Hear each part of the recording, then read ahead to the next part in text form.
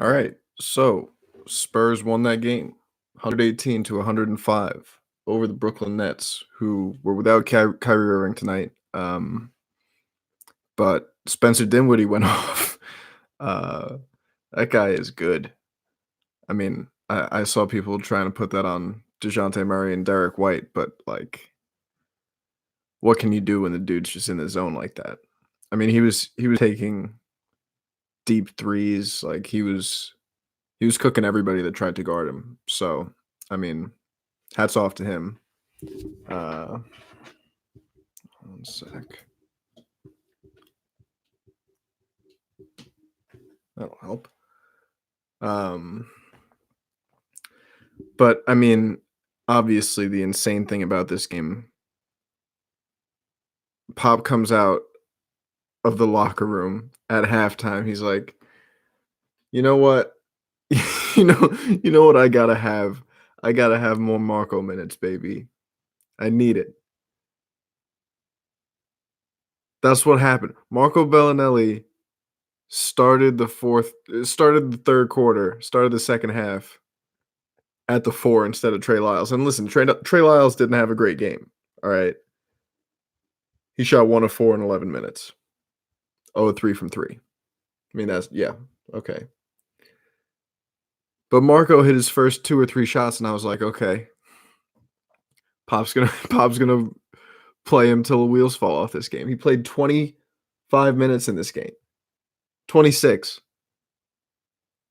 And down the stretch in this game, I mean, Spurs wound up surviving this, but down the stretch in this game, every single time down the floor, they would either run the offense through whoever Marco Bellinelli was guarding, or Spencer Dinwiddie usually would call for a screen from the guy who Marco was guarding so he could get a switch onto Marco and then ISO. And like any team with a good coach, any team with a smart coach is going to do that. In the video I put out today, you saw the Celtics do it. We even saw the Hawks do it at points.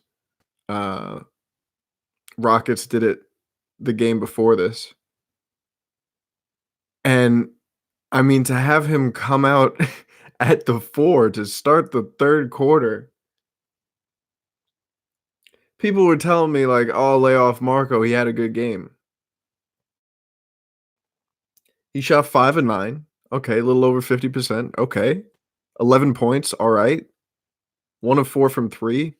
Okay. Like that's an okay game for a shooter. None of this is mentioning his defense, which was not good. I mean, they went after him repeatedly, and the fact that Pop didn't notice or didn't care, like which one of those things is scarier? The idea that Pop just can't see that they're going after Marco every play, or the idea that he sees it and he's just like, yeah, whatever. Like, like, like both of those are scary to me. Lonnie didn't have a good game, but he only played 14 minutes, 1 of 7 from the floor, 6 rebounds though, 2 assists, a steal.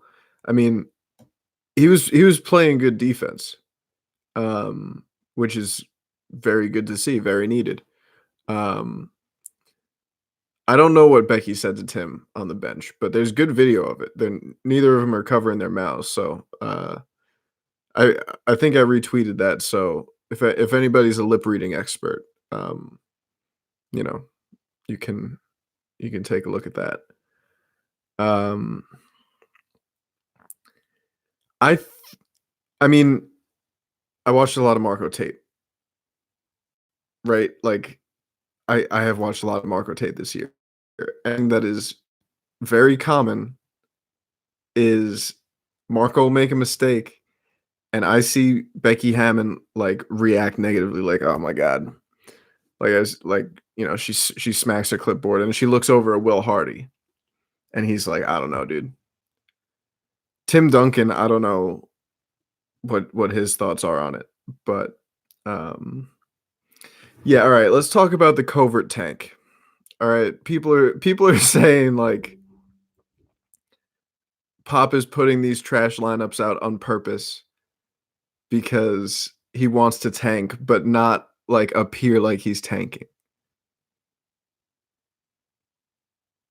This is dumb. I'm sorry, I love you guys, but that's dumb. Like, that's that's not what's happening. Um, like, I think obviously Jakob Poeltl should be playing a little bit more than LaMarcus. LaMarcus had a good game tonight. Don't get me wrong. LaMarcus, 20 points, 10 rebounds, 4 offensive rebounds, 9 of 17 shooting, 4 blocks. And what he scored in the flow of the offense. He wasn't posting up a lot. Like every time he has a game like that where he's posting up all the time and they're feeding him and he can't get anything going, those nights aren't good for him. But when he's setting screens and rolling and popping and getting other guys involved and doing little team things for other people, the team looks completely different. Like like I've advocated for trading a bunch of people, but Marco, Aldridge, DeRozan, Forbes, and Gay. And with LaMarcus, it's really a play style thing. It's that his post heavy style, one, isn't good.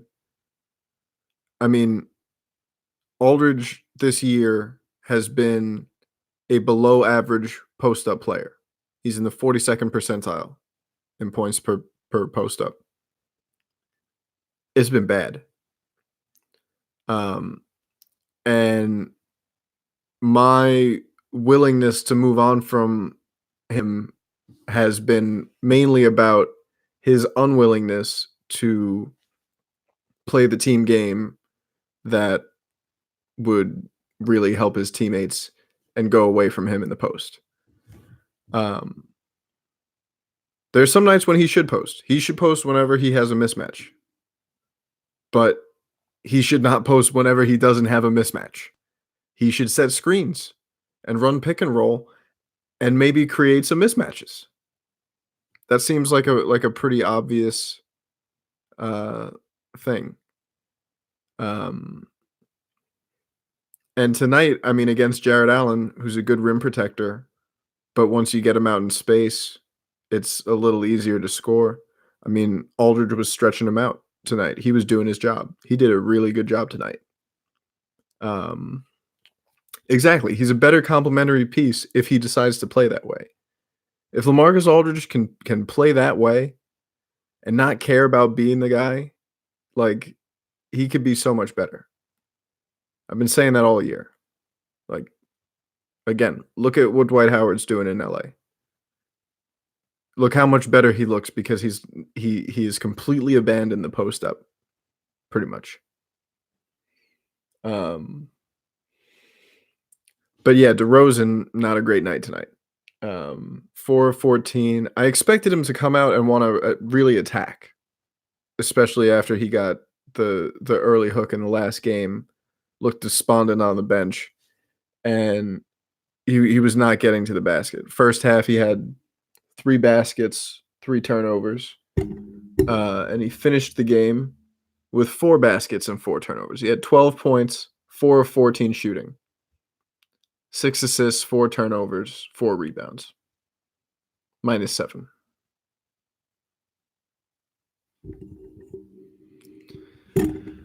Not great from DeMar.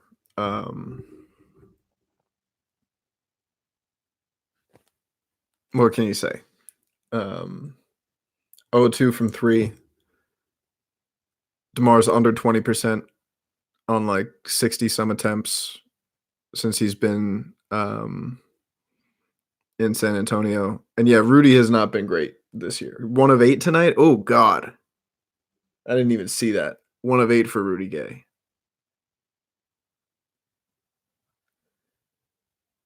That's a big yikes, dude. And the problem with Rudy Gay this year hasn't been his shooting. His shooting hasn't been great. He's been like 25% from 3, which is not good. Um but his defense has been really bad on the perimeter. He only played 14 minutes in this game. That's kind of a good sign. Um, yeah, Bryn Forbes, 1 of 6 in this game. Coin flip Bryn landed on me tonight. Um,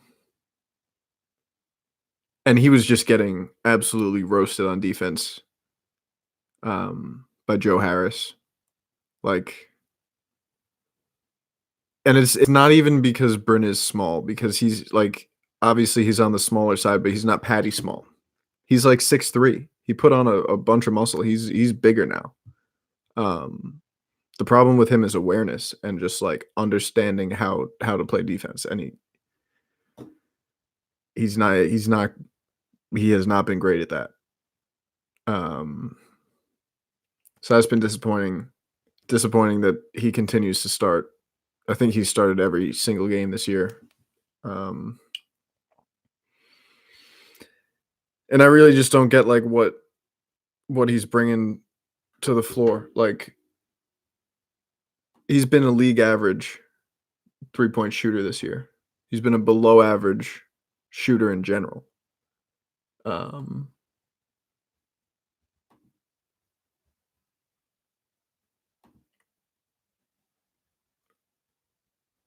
yeah, that was rough. But yeah, let's talk about Patty, because I mean, my God, where would the Spurs be without Patty Mills?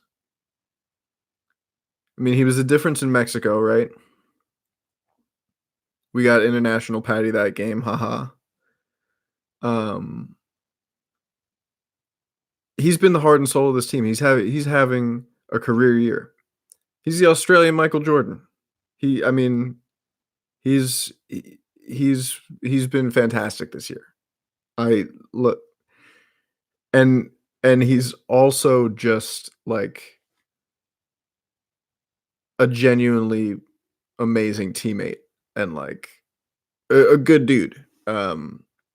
So yeah, really happy for Patty Mills. Um, he got married and now he's dressing real nice and like playing the best basketball of his life. It's great. Um,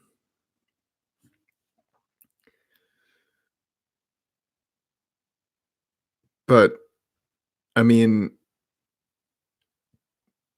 like, if there's gonna be 1 or 2 guys on the roster who can't defend, I want Patty to be one of those guys, because his limitations on defense are purely physical. He's a guy who gives 110% every single moment he's on the floor. I've never seen that guy take a play off. I mean, that dude's a warrior. He's a 6 foot tall warrior, but like, I mean, I would go to war with that dude. Um, DeRozan, I don't know if I'd go to war with DeRozan. Like, I feel like if I went to war with DeRozan, he'd be like mad he wasn't getting a foul call, you know? Um, Derek White looked good tonight. 5 of 6 from the floor, 5 rebounds, 4 assists, 5 rebounds, 3 assists, 3 steals, a block. He did have 3 turnovers, but I mean, hey, what's going on, guys? Hey, anybody in South San Antonio, Chamois Dreams, stop by. When are you guys open till tonight?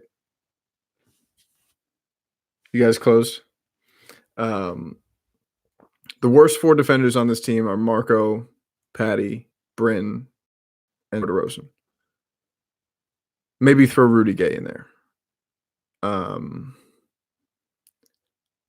think LaMarcus Aldridge is actually having like, he's been a pretty good defender. I mean, he's 34. Defense was never really his thing, but he anchors this defense, and he's been pretty good at that. He has a tough time when he's sharing the floor with guys like DeMar and Bryn Forbes and Marco Bellinelli, Patty Mills. He has to protect a lot of guys coming at the rim, right? Um, but no, he's done a good job defensively this year. Um, the main problem with him is just his refusal to go away from the post game. Um, and so, hopefully somebody talks to him and says, "Hey man, you're really good when you don't care about being the guy and being the center of this offense. Like just be the center of the offense. Like do the center's job." Um, I would like to see that. I would like to see more of that. Um, let's see what else. Jared Allen, I mean, he was really getting it going. DeAndre Jordan is terrifying always. Um, and the Nets were in the first half, especially, they were killing the Spurs in the paint. Um, so uh, it's been weird watching this Spurs team. It hasn't made a lot of sense. It's been confusing for everybody, I think. Um, I if you told me this morning when I was like getting dressed up in my mafioso outfit and doing a whole film session on Marco Bellinelli and his terrible season, if you told me while I was doing that, that Pop would start the second half with Marco Bellinelli at the 4, I would have been very upset. I would have been very confused. Probably would have yelled at you. Um, we'll see. We'll see what happens. I'm excited. I am excited to go through this tape, honestly, because there is a point in this tape in the second half where Dinwiddie attacks Marco, gets a bucket. Pop calls timeout. He leaves Marco in the game. Dinwiddie goes at Marco again. They get another bucket. And then on the next possession, DeJounte Murray literally had to push Marco into where he had to be defensively. Like he physically pushed his teammate to be like, yo, stand there. This is a 13-year NBA vet.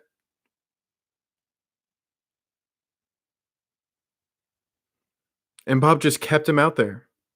And the Nets just kept going at him. My God. It's confusing, man. It's really confusing to watch. But hey, Spurs got a win, right? That's pretty good. This team's now 11-16 with no clear direction. Um, but I think the more the young guys play, the better.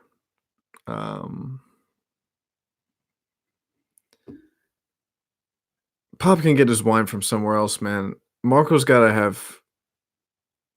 I mean, we could do a whole thread on what Marco must have blackmail wise on Pop. I bet that guy's got some stories, man. But yeah, this has been a taxing season so far. Uh, I'll give this tape a look. I'll let you guys know what I see. Um, thank you, as always, for hanging out, and go Spurs, go!